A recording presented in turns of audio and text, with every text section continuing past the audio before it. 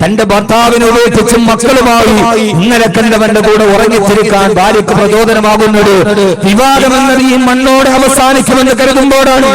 അതുകൊണ്ടാണ് ഒരു പുരുഷായുസ് മുഴുവനും തന്റെ പ്രിയപ്പെട്ട മക്കൾക്ക് വേണ്ടി പാടുപെട്ട് കല്യാണ പന്തലിൽ 1 മണിക്കൂർ കൂടി കഴിയുമ്പോ ഒരു നവവരന്റെ കയ്യിലേക്ക് തന്റെ മകളെ ഏൽപ്പിക്കാനുള്ള ചാരിതാർത്ഥ്യത്തോടെ കാത്തിരിക്കുന്ന പിതാവിന്റെ മുമ്പിൽ കടുത്തിലിട്ട സുന്നാഭരണവുമായി കൊയിലാണ്ടിയിലെ കല്യാണ പന്തലിൽ നിന്ന് പെണ്ണിറങ്ങി പോകുമ്പോ തന്റെ കത്തിക്കറിയുന്ന കോടതിയിൽ ഹാജരാക്കിയപ്പോൾ പൊട്ടിക്കരഞ്ഞ മാതാപിതാക്കൾ മോളെ ഇനിയെങ്കിലും തിരിച്ചു വരുമെന്ന് പറയുമ്പോ കവിൾത്തടത്തിലൂടെ കണ്ണുനീര് ചാലിട്ടൊഴുകി കരയുന്ന മാതാപിതാക്കളുടെ കണ്ണുനീര് കാണാൻ കഴിയാതെ ഒരു മകൾക്ക് ഇറങ്ങിപ്പോകാൻ കഴിയുന്നത് വിവാഹമെന്ന ബന്ധം, കുടുംബമെന്ന ബന്ധം അത് ഈ മണ്ണിൽ അവസാനിക്കുന്നതോടെ അവസാനിച്ചു എന്ന മിഥ്യാധാരണയാണ്. അല്ല, ഇതേ വപ്പയുടെ മകളായി, ഇതേ ഉമ്മയുടെ മകളായി, ഇതേ ഭർത്താവിന്റെ ഭാര്യയായി, ഇതേ ഭാര്യയുടെ ഭർത്താവായി, ഇതേ മകന്റെ പിതാവായി നാളെ അല്ലാഹുവിന്റെ കാലാകാല സ്വർഗത്തിൽ ഞാൻ ആവേണ്ടതാണ് എന്ന ഒരു ബോധം. ഇവിടെ 60 വർഷമല്ലേ നമുക്ക് വാപ്പയാവാൻ കഴിയൂ, 40 വർഷമല്ലേ വാപ്പയാവാൻ കഴിയൂ, കൂടി വന്നാൽ 40 വർഷമല്ലേ നമുക്ക് ഭർത്താവാകാൻ കഴിയൂ. ഖാലിദീന ഫീഹാ അബദാ, ഖാലിദീന ഫീഹാ അബദാ, ഒരിക്കലും അവസാനിക്കാത്ത അല്ലാഹുവിന്റെ സ്വർഗ ജീവിതത്തിൽ അവിടെയാണ് ഞാൻ യഥാർത്ഥ ഭർത്താവായി ജീവിക്കേണ്ടെന്നുള്ള ബോധമുണ്ടാകുമ്പോ ആ ബോധം നമ്മോട് പഠിപ്പിച്ചു തന്ന ഭാര്യ ഭർത്താക്കന്മാരായിരുന്നു ആദരവായ പ്രവാചകൻ നബി മുഹമ്മദ് മുസ്തഫ സല്ലല്ലാഹു അലൈഹി വസല്ലമ. അവരുടെ പ്രിയപ്പെട്ട ഭർത്താവ്, അവരുടെ പ്രിയപ്പെട്ട ഭാര്യമാരുമടക്കമുള്ള ഒരു കുടുംബ ജീവിതത്തിന്റെ സംവിധാനങ്ങൾ നമ്മളോട് ജീവിതത്തിന്റെ അച്ചടക്കവും ചിട്ടയും പഠിപ്പിച്ചു കഴിയുമ്പോ ഞാൻ എന്റെ പ്രിയപ്പെട്ട സഹോദരങ്ങളോട് ക്ഷമയുടെ ജീവിതമാണ് നമുക്ക് പഠിപ്പിച്ചു തന്ന ഭാര്യ ഭർത്താക്കന്മാരിലോട്ട് കടന്നു പോവുകയാ ആദരവായ പ്രവാചകൻ നബി മുഹമ്മദ് മുസ്തഫ, ആദരവായ പ്രവാചകൻ നബി മുഹമ്മദ് മുസ്തഫ സല്ലല്ലാഹു അലൈഹി വസല്ലം. സദസ് ഇങ്ങനെ ഇരുന്ന വാള് നടക്കൂല, നിങ്ങൾ സലാത്ത് ചൊല്ലണം. ആകെ ഒരു സദസ്സിൽ ചെല്ലേണ്ട പ്രധാനപ്പെട്ട കാര്യം ആമീൻ എന്ന് പറയുന്ന 6 അക്ഷരവാ.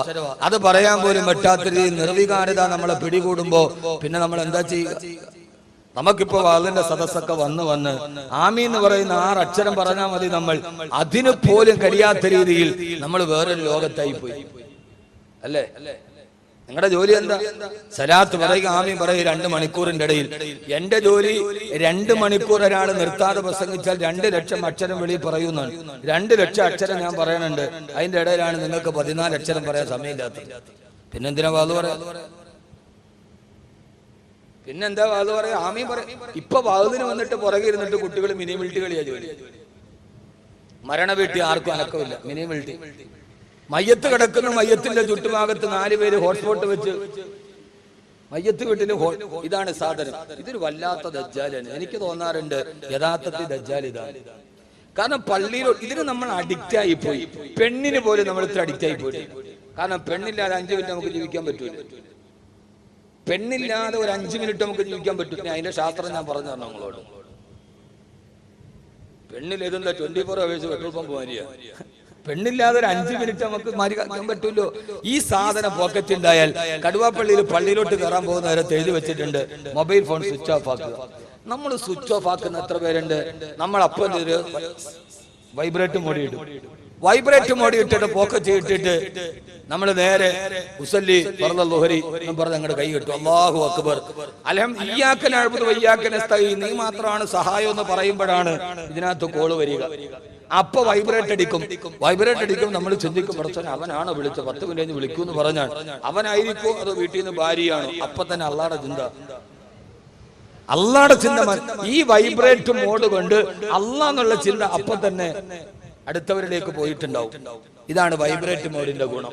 അത് വൈബ്രേറ്റ് അടിക്കും, അവന്റെ നിസ്കാരം പോയി. ഇനി ചില മഹാന്മാരെന്ത് ചെയ്തറിയോ? അത് വൈബ്രേറ്റ് മോഡിലാക്കി നേരെ എടുത്തിട്ട് സുജൂദിൽ നോക്കണ സ്ഥാനത്ത് കൊണ്ട് അങ്ങോട്ട് ഇടും. അതിന്റെ ഒരു ഡിസ്പ്ലേ എന്ന് പറഞ്ഞാൽ നിസ്കരിക്കണ ഒരു മുസല്ലയുടെ എത്രയുണ്ട്. ഞാൻ ഇത് കൂടുതൽ ഉപയോഗിക്കാറില്ല. ഞാൻ ഇത് കയ്യിലുണ്ടെങ്കിലും അത്യാവശ്യം മാത്രമേ ഞാൻ ഇത് ഉപയോഗിക്കാറുള്ളൂ. അതുകൊണ്ട് ഷെഫീഖ് കാസിം അടക്കം പറയും ആള് വലിയ അഹങ്കാരിയായി ഇപ്പൊ എടുക്കാറില്ല. അതെ, ഇന്നലെ 2 പ്രാവശ്യം വിളിച്ചു എന്നോട് പറഞ്ഞു, ഞാൻ എടുക്കാറില്ല. ഞാൻ അത്യാവശ്യം ഈ സാധനം അത്യാവശ്യം ഒരു കോള് വന്നാൽ എടുക്കും. വാട്സപ്പും ഫേസ്ബുക്കും ഒക്കെ നോക്കാറുണ്ട് പ്രസംഗത്തിന് മുമ്പ്. എന്നാലും വാട്സപ്പിൽ റിപ്ലൈ ചെയ്യൂല, ഫേസ്ബുക്കിൽ കമന്റ് റിപ്ലൈ ചെയ്യൂല, ഒന്നും ചെയ്യൂല. നോക്കും ഞാനല്ല, ഒന്നും റിപ്ലൈ ഇല്ല. കാരണം ഇതിന് അഡിക്റ്റ് ആയാൽ പോയി പിന്നെ വാള് വന്നാവും. പിന്നെ സമയം ഉണ്ടാവില്ല. പിന്നെ ഇതിന് അഡിക്റ്റായി പോയ ഒരു ഖത്തീബ്, ഇതിന് അഡിക്റ്റായ ഖുത്ബയുടെ രണ്ട് ഖുത്ബയുടെ ഇടുത്തത്തിന്റെ ഇടയിലും പോക്കറ്റിൽ നിന്ന് എടുത്ത് നോക്കിയിട്ട് രണ്ടാമത്തെ ഖുത്ബ ഓതാൻ പറ്റും. കാരണം ആ രീതിയിൽ ഇത് അഡിക്റ്റാക്കി കളയും. ചില ആളുകൾ ഇത് കൊണ്ടുപോയി നിസ്കരിക്കണതിന് മുമ്പിൽ കൊണ്ടുപോയിടും. ഒന്നാമത്തെ റക്അത്ത് റുക്കൂയിൽ പോയി നിൽക്കുമ്പോൾ കോൾ വരും. അപ്പൊ ഇതിന് ഡിസ്പ്ലേ ഓൺ ആവും. ഒന്നും അല്ലെങ്കിൽ ആ ഡിസ്പ്ലേയിൽ ഭാര്യയുടെ ഫോട്ടോകളിലും അവനാന്റെ ഭാര്യയുടെ ഇല്ലെങ്കിൽ വേറൊരുത്തന്റെ ഭാര്യയുടെ ഫോട്ടോ എങ്കിലും അതിനകത്തുണ്ടാവും. ഇല്ലെങ്കിൽ ഒരു സീരിയൽ നടിയുടെ എങ്കിലും അതിനകത്തൊരു ബറക്കത്തിന് വേണ്ടിയിട്ടുണ്ടാവും. ഈ സുക്കൂയിൽ കിടക്കുന്ന അവനും നോക്കും, ഇപ്പുറത്ത് നിൽക്കുന്നവനും നോക്കും, അപ്പുറത്ത് നിൽക്കണവനും നോക്കും. ഈ 3 പേരെ നിസ്കാരം ഏതായാലും ഈ ഒരൊറ്റ സാധനം കൊണ്ട് വസാതായിട്ടുണ്ട്. ഇന്നിപ്പോ നമ്മുടെ പള്ളിയിലൊക്കെ കാണുന്ന ഒരു പ്രധാനപ്പെട്ട, യഥാർത്ഥത്തിൽ അതിന്റെ അർത്ഥം എന്താ? നിസ്കാരം നടക്കുന്ന 5 മിനിറ്റ് ഇത് സ്വിച്ച് ഓഫ് ചെയ്യാൻ കഴിയാത്ത രീതിയിൽ ഇത് നമ്മുടെ ഹൃദയത്തെ സ്വാധീനിച്ചു എന്നാണ് അതിന്റെ അർത്ഥം. സ്വിച്ച് ഓഫ് ചെയ്താൽ പിന്നെ കോൾ വന്ന് അറിയില്ലല്ലോ, മെസ്സേജ് വന്ന് അറിയില്ലല്ലോ. എന്താ ഒരു 5 മിനിറ്റ് സ്വിച്ച് ഓഫ് ചെയ്യാൻ പറ്റാത്തത്? അതിന്റെ അർത്ഥം അത് നമ്മുടെ ജീവിതത്തിൽ അത്രത്തോളം പടന്നു കയറിയെന്നാണ്. അതുകൊണ്ടാണ് DGP സെൻകുമാർ പറഞ്ഞത്, ഭർത്താവിനെ വിട്ടിട്ട് പെണ്ണുങ്ങൾ ഇങ്ങനെ ഒളിച്ചോടാൻ 2 കാര്യമുള്ളൂ. 1 മൊബൈൽ ഫോൺ, 2 സീരിയൽ. എന്താ സീരിയല്? നിങ്ങൾ ചിന്തിക്കുക, എന്താ സീരിയല്? സീരിയൽ എന്ന് പറഞ്ഞാൽ അവിഹിത ഗർഭം ധരിച്ച പെണ്ണ് 9 മാസം ആരും അറിയാതെ എങ്ങനെ മൂടി വെക്കണമെന്നുള്ള മുഴുവൻ ഉപായവും അതിലൂടെ പഠിപ്പിച്ചു കൊടുക്കുന്നുണ്ടാവും. പിന്നെ പെണ്ണുങ്ങൾക്ക് എന്താ പേടി? നെറ്റിലൊന്നും നോക്കണ്ട, സീരിയൽ കണ്ടാൽ മതി. ഗർഭം മറ്റൊരാൾ അറിയാതെ എങ്ങനെ ഒളിപ്പിച്ചു വെക്കാം, അതിന്റെ ട്രിക്കൊക്കെ അതിനകത്തുണ്ടാവും. അമ്മായിയമ്മ ആരും അറിയാതെ എങ്ങനെ കൊല്ലാം. ഇതൊക്കെ DGP സെൻകുമാർ പോലും പറഞ്ഞു സീരിയലാണ് സ്ത്രീകളെ ഇത്രത്തോളം വഴിതെറ്റിക്കുന്നത് എന്ന്. എന്നിട്ട് നമ്മുടെ ഭാര്യമാർ അതിന് അഡിക്റ്റ് ആയിട്ട് പോലും നമുക്കിതിനെ മാറ്റാൻ കഴിയുന്നില്ലെങ്കിൽ എന്റെ പ്രിയപ്പെട്ട സഹോദരങ്ങളെ, നമ്മളെല്ലാവരും അതിന് അഡിക്റ്റായി പോയി എന്നതാണ് അതിന്റെ അർത്ഥം. കാസർഗോഡ് കല്യാൺ സിൽക്സ് ഉദ്ഘാടനം ചെയ്യാൻ വേണ്ടി വന്ന പൃഥ്വിരാജിന്റെ കൂടെ പർദ്ദയിട്ട പെണ്ണുങ്ങൾ സെൽഫി എടുത്തപ്പോ അതിനെതിരെ മുഴുവൻ പ്രഭാഷകരും പ്രസംഗിച്ചു. കമാ നിറച്ചത് ഞാൻ പ്രസംഗിച്ചില്ല. എന്തുകൊണ്ടെന്നറിയാവോ?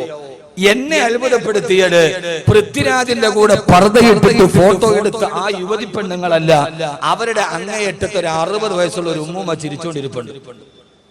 ഒരു 60 വയസ്സുള്ള ഒരു ഉമ്മ ഇല്ലേ? അതാണ് നമ്മൾ അത്ഭുതപ്പെടുത്തേണ്ടത്. കാരണം ആ സമയത്ത് മക്കളെ അത് ചെയ്യരുത് എന്ന് പറഞ്ഞു കൊടുക്കേണ്ടത് ഈ ഒരു മുതിർന്ന തലമുറയായിരുന്നു. പക്ഷെ അവരെ പോലും ഈ സെൽഫി ബാധിച്ചു എന്ന് പറയുമ്പോൾ നമ്മളിനി എങ്ങനെയാണ് കുടുംബത്തെ മുമ്പോട്ട് കൊണ്ടുപോകുക? എന്നെ അത്ഭുതപ്പെടുത്തിയത് അങ്ങനെയാണ്. നമ്മളോട് ചില ഫോട്ടോ പറഞ്ഞുതരും. ഞാൻ അങ്ങനെ ചിന്തിക്കുന്ന ആളാ. വെള്ളിയാഴ്ച, റമദാനിലെ ആദ്യത്തെ വെള്ളിയാഴ്ചയിൽ കടുവാപ്പള്ളി നിറഞ്ഞു കവിഞ്ഞ് മുറ്റത്തും റോഡിലും ആളുകൾ നിറഞ്ഞു കവിഞ്ഞപ്പോൾ മനോരമയിൽ പിറ്റേ ദിവസം ഫോട്ടോ വന്നു. ആളുകളോട് എന്താ ഇപ്പൊ ആളുകളുടെ തക്കുവ? കടുവാപ്പള്ളിയിൽ റമദാനിലെ ആദ്യത്തെ വെള്ളിയിൽ റോഡിലാണ് ആളുകൾ നിസ്കരിച്ചത്. ഞാൻ ആ ഫോട്ടോ കണ്ടോ ചിന്തിക്കണം അങ്ങനെയല്ല, ഞാൻ നേരെ എതിര് ചിന്തിക്കും. അപ്പൊ അതിന്റെ അർത്ഥം റമദാൻ അല്ലാത്ത വെള്ളിയാഴ്ചകൾ പള്ളി പോകാത്ത ഒത്തിരി ആളുകൾ ആ മഹലിൽ ഉണ്ട് എന്നാണ് എന്റെ അർത്ഥം. ഇപ്പൊ കടുവാപ്പള്ളിയുടെ കഥ ഞാൻ പറഞ്ഞല്ല. വെള്ളിയാഴ്ച, റമദാനിലെ ആദ്യത്തെ വെള്ളിയാഴ്ച വലിയ ഫോട്ടോ പ്രസിദ്ധീകരണമാണ്. റോഡ് നിറഞ്ഞു കവിഞ്ഞു. അതിന്റെ അർത്ഥം റമദാൻ അല്ലാത്ത മാസങ്ങളിൽ വെള്ളിയാഴ്ച പോലും പള്ളി പോകാത്ത ജാഹിലിയങ്ങൾ അവിടെ ഉണ്ടെന്നാണ് അതിന്റെ അർത്ഥം. അവരെല്ലാം കൂടെ പള്ളി വന്നപ്പോഴല്ലേ ഇത് തികഞ്ഞത്. അപ്പൊ യഥാർത്ഥത്തിൽ നമ്മുടെ മുതിർന്ന തലമുറ പണ്ട് ആദ്യമായിട്ട് TV വന്ന് വീട്ടിൽ മേടിക്കാൻ പോയപ്പോ ഉമ്മ പറഞ്ഞു TV വീട്ടിൽ കയറ്റിയാൽ ഞാൻ ഇറങ്ങി പോകുന്നു.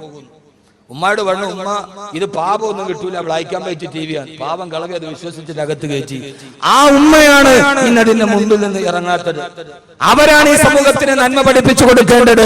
പൃഥ്വിരാജിന്റെ കൂടെ പർദ്ദയിട്ടിട്ട് ഫോട്ടോ എടുത്തപ്പോ 55-60 വയസ്സുള്ള ഒരു വൃദ്ധയെയും അതിന്റെ മറുഭാഗത്ത് കണ്ടു എന്നതാണ് മുസ്ലിം സമൂഹത്തിന്റെ അധപ്പതനത്തിന്റെ നേർരേഖയുടെ ചിത്രമെന്ന് ഞാൻ നിങ്ങളോട് ഓർമ്മിപ്പിക്കുകയാണ്. എന്റെ പ്രിയപ്പെട്ട സഹോദരങ്ങളെ, കുടുംബം എന്നത് നാളെ സ്വർഗത്തിലേക്ക് മാറാനുള്ളതാണ്. അത് പഠിപ്പിച്ചു തന്ന ആളാണ് ആദരവായ പ്രവാചകൻ നബി മുഹമ്മദ് മുസ്തഫ.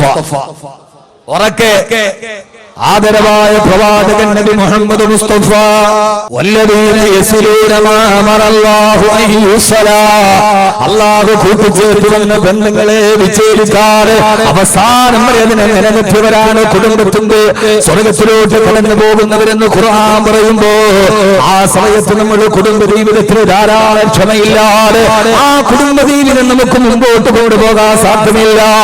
അതുകൊണ്ടാണല്ലോ ക്ഷമ എന്തെന്ന ലോകത്തോട് പഠിപ്പിച്ചു കൊടുത്ത ആദരവായ പ്രവാചകൻ നബി മുഹമ്മദ് മുസ്തഫ സല്ലല്ലാഹു അലൈഹി വസല്ലമ ഒരു ദിവസം ധൃതിയോടെ മസ്ജിദ് നബവിയിൽ നിന്ന് പ്രിയപ്പെട്ട വീട്ടിലോട്ട് കടന്നു പോകുമ്പോ അല്ലാഹുവിന്റെ റസൂലിന്റെ തിരക്ക് നമുക്കറിയാമല്ലോ. ഹബീബായ റസൂലുള്ളാഹി സ്വല്ലല്ലാഹു അലൈഹി വസല്ലമയെ ഒരു നോക്ക് കാണാൻ ആയിരക്കണക്കിന് ആളുകൾ ഒരു നോക്ക് കാണാൻ കാത്തു നിൽക്കുമ്പോ ആ തിരക്കിന്റെ ഇടയിലൂടെ തന്റെ വീട്ടിലോട്ട് കടന്നു പോകുമ്പോ അവിടുത്തെ പ്രിയപ്പെട്ട ഭാര്യ ആയിഷ റളിയല്ലാഹു തആലയുടെ മുമ്പിൽ നിൽക്കുകയാ. തന്റെ വീട്ടിലേക്ക് ജീവിതത്തിന്റെ തിരക്കിന്റെ ഇടയിൽ കടന്നു വന്ന പ്രിയപ്പെട്ട ഭർത്താവിനോട് ആയിഷ റളിയല്ലാഹു തആല ചോദിച്ചു, യാ റസൂലല്ലാഹ്, യാ ഹബീബല്ലാഹ്, അല്ലാഹുവിന്റെ തിരുദൂതരേ, അങ്ങേക്ക് ഈ ദുനിയാവിലെ സ്നേഹമേത് പെണ്ണിനോടാണ് നബി? ആരോടാണ് ചോദ്യം? അല്ലാഹുവിന്റെ റസൂലിനോടാ. തന്റെ ബാഹ്യ ജീവിതത്തിന്റെ തിരക്കുകളുടെ ഇടയിൽ നിന്ന് വീട്ടിലേക്ക് ഒരു സമാധാനത്തിൽ കടന്നു വരുമ്പോ നമ്മളൊക്കെ പറയാൻ പറ്റൂല, ക്ഷമിക്കാൻ കഴിയില്ല ഉസ്താദ്, അവളുടെ വർത്തമാനം അങ്ങനത്തെ വർത്തമാനമോ.